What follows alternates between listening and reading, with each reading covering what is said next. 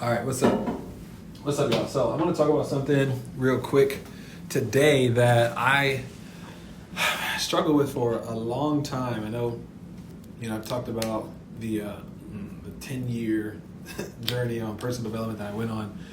And one of the things that I found is when you're looking to make this jump, I guess, or leap, or this, I guess, just a change, right? Like you want to change something in your life. You're like, hey, you know what? I want to, I want to get in shape, right? I want to get in shape, or I want to increase my relationships, or I want to start studying deeper into my faith, or I want to increase my finances. I want to build something, whatever the case may be. There's this gap that can be so difficult to overcome because a lot of us are trying to force it. And I know for me, for a long time, it's like, that's why, here I go again, right? What's the verse they say? We wrestle not in flesh. Let me see. Ephesians 6:12. For we wrestle not against flesh and blood, but against principalities, against powers, against the rulers of darkness of this world, against spiritual wickedness in high places, right? So a lot of the stuff that's keeping us stuck, we think it's so external. We think it's, this person is stopping me from getting to where I'm going, or, I'm not taking these certain actions the right way, and all of a sudden, yes, it's true. There's actions that have to be taken. You gotta go to the gym more consistently if you want to lose weight. It's not, there's no way around that, right? But what I've learned, a lot of us aren't taking the actions because of something that's a lot deeper and something that we can overcome a lot simpler. And so what will happen is we make this decision. I've seen stuff before. We make this decision. We're like, this is where I want to go, and this is where I am, right? This is something I work in the insurance world, and we do like these FLSs, financial analysis, all the time. And the first thing that we want to see is we want to get an idea of like, what's the goal that family has? And it's very easy. Then we want to see where are they currently at. Right? I have a mentor, he says all the time, have one eye on today and one eye on tomorrow. You have to be aware of both. The challenge is, and you've seen this before probably when it comes to like people that are doing like affirmations or setting goals and vision boards and all this stuff. We focus so much on where we want to go, we don't recognize where we currently are. Okay? At the same time, we have some people that are so stuck in the cycle of today. You ever heard they call it like the rat race, right? Where it's like you're just so stuck in where you currently are, your current circumstance. You're like, I don't have time. I gotta pay the bills today. I don't have time to think about my goals. I don't have time. This is a favorite statement of somebody in this situation. I don't have time. I don't have the time. I don't have the time, right? And so the person who says I don't have the time, it's not until they decide, no, I'm gonna create time. I'm gonna create the time to start having a goal and a plan for the future, right? That's why another verse, right? What do you say? Where there is no vision. This is, write the vision, make it plain. About Habakkuk 2:2. Where there is no vision. Let's see. Proverbs 29:18, right? Where there is no vision, the people perish, right? But he that keepeth the law, happy is he. So where there is no vision, people perish. So this is what happens, right? It's like, hey, there's no goal towards the future. There's no vision because I feel like I'm suffocating. I'm underwater. I can't even see tomorrow because I'm so worried about trying to take care of today. And see what happens, unfortunately, some of us, what we do is we think, I'm not going to be able to think about tomorrow until I can go get the money, whatever it is, to pay the bill today. So then that's why we stay on this cycle. Because it's like a feedback loop, right? It's like, I need to go get the money first, and then once I get the money and I pay the bill, then I'll have time to think about tomorrow. But what happens is you get the money, you pay the bill, and then what happens? Then you're like, well, I need to go get more money, right? So it just becomes this big cycle, and we never end up getting out because we never are able to take time and get clear on a vision towards the future, right? And so one of the things that I struggled with that for a long time. For me personally, I was here for a while, and then I jumped ship and I became this person. I was like, I'm just thinking about goals in the future. I'm thinking about the future, but not changing anything today to actually make it happen, right? And so Um, what I've learned is it's not going into the external world to go find the money that's going to give me time to think about the future. No, it's actually going inward, right? It's actually going inward, right? That's where you look at Luke 17:21, right? The kingdom of God is within. It's actually turning inward. It's pausing for a second, right? When we talk about the nervous system, we talk about sympathetic versus parasympathetic, I believe. Nervous systems, right? Where we get a chance to calm ourselves. This is where like prayer, right? Going inward, meditation, right? Breathing. All these different things give us a chance to slow down for a second, right? Because at the end of the day, the bill is going to need to get paid whether you slow down or not. Like, it's not changing, like you still got to pay the bill, right? But a lot of us don't realize that we could take a second to, I remember doing a audit on my phone of like all the time I spent on social media and the time I spent playing video games, but I was a guy who said, I don't have the time, but I just spent through at 14 hours this week scrolling on my phone. I have the time is there. I just have to shift my awareness, right? And so what I've found is when we do this, it allows us to start getting clear on where we want to go. But then there's a gap, right? And I had this analogy that I heard years ago where they say, you have this plane and, oh, that's a cool plane. And the plane is on the tarmac, right? And that plane will sit on the tarmac forever until somebody pushes the throttle down, right? Here's what I found though. The moment the throttle is not necessarily you forcing your way to your goal. That's what I used to think. I think that's the part that's crazy. The putting the throttle down isn't necessarily like the doing, the actions. Yeah, you gotta take actions. But what I've learned is putting the throttle down is just getting clear, right? Making the decision that, hey, this is where I'm going in life.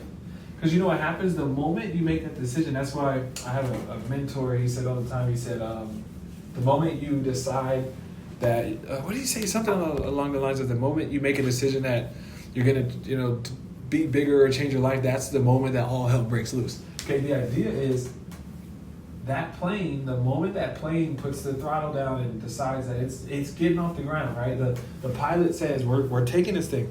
That is the exact same moment that the plane starts to shake.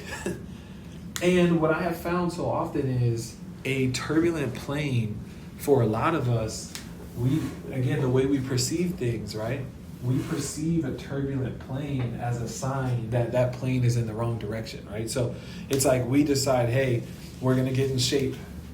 The moment I decide I'm going to get in shape, that's the same moment that, cookies, somebody brings cookies home, right? Or I make the decision that I'm going to get in shape, and now I get a new job. So my timing is off, and it's hard for me to get to the gym, right?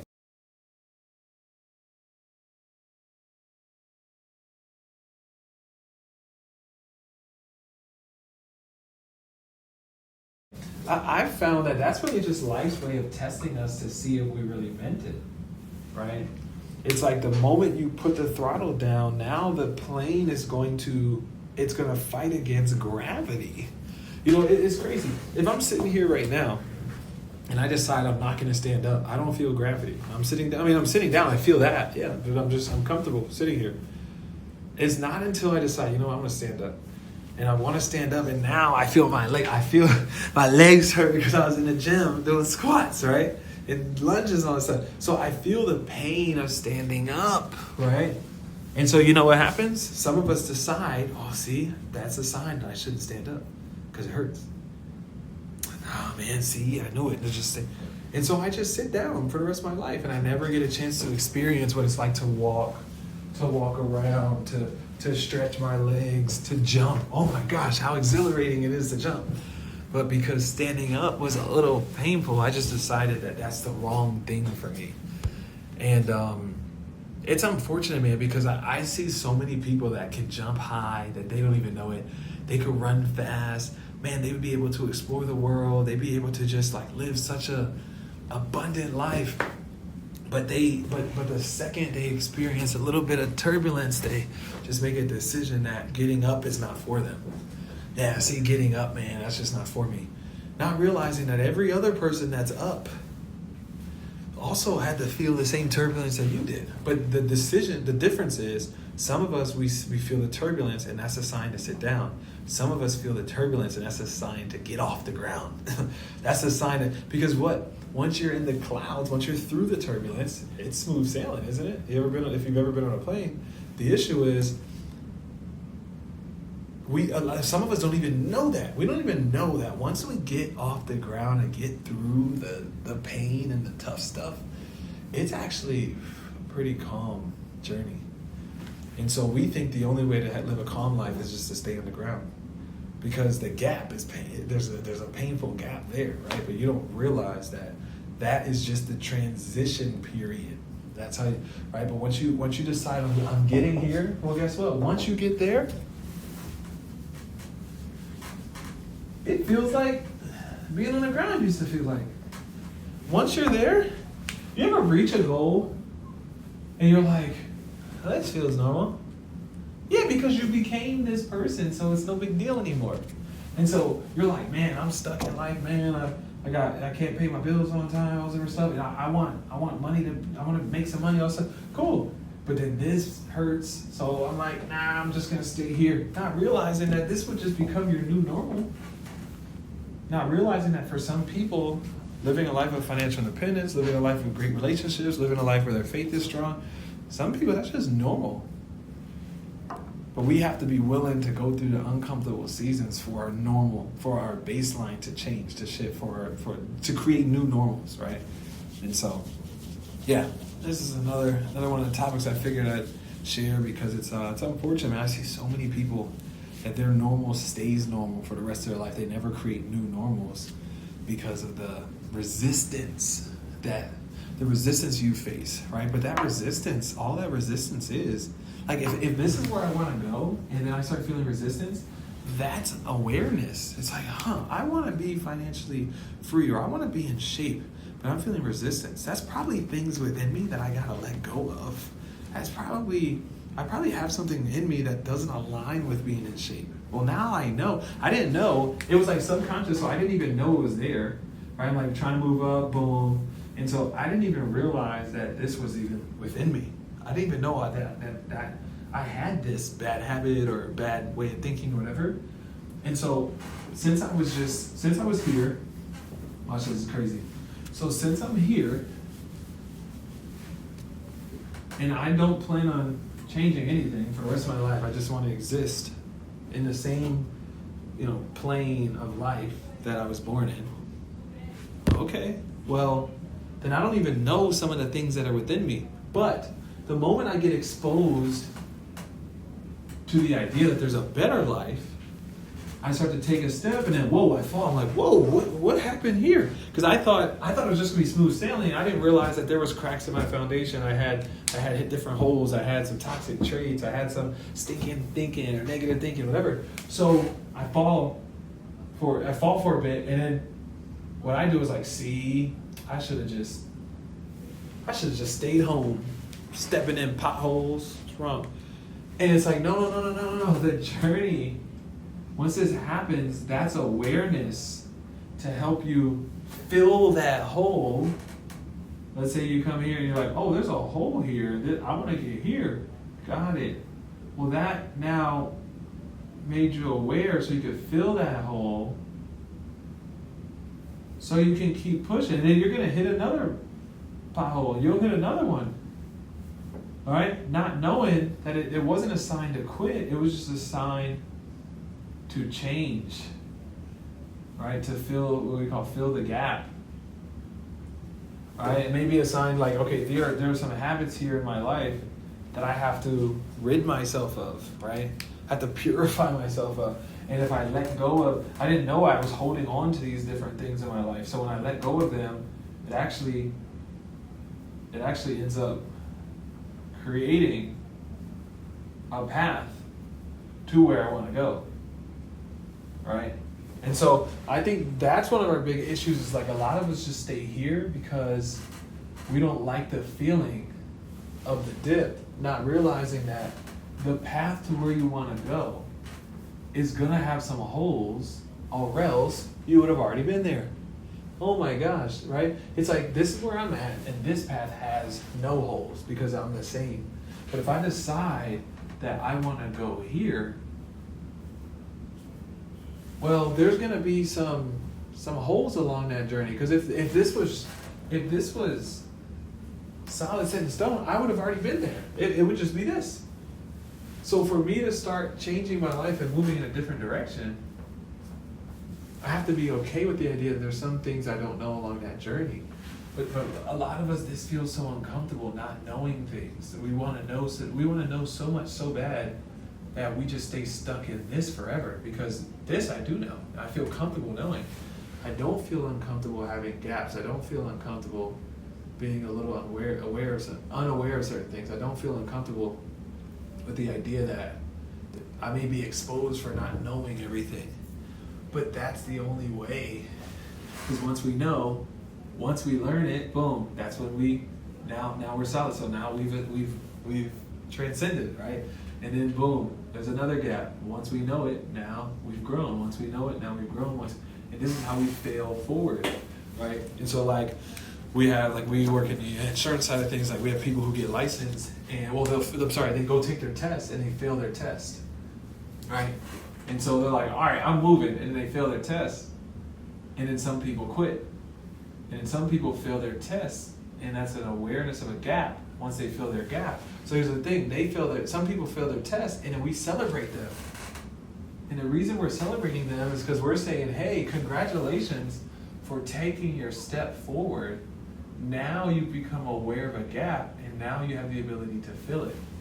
But if you were to just stay stuck here and never do anything, then there's no forward progress. This is why failure is the cousin of success. This is why failure is actually a good thing, right? Because failure is feedback. A lot of us treat failure as a conviction, right?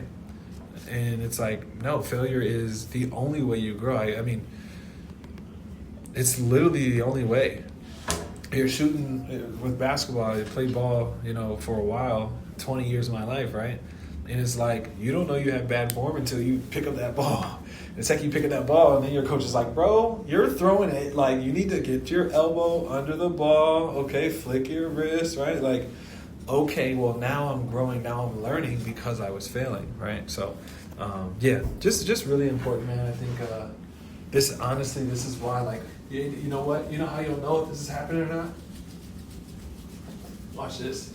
You grew up with a family where everyone in your family made six figures, and you've been working, and it's been 5, 10, 15 years, whatever the case may be, and you are still on the same playing field.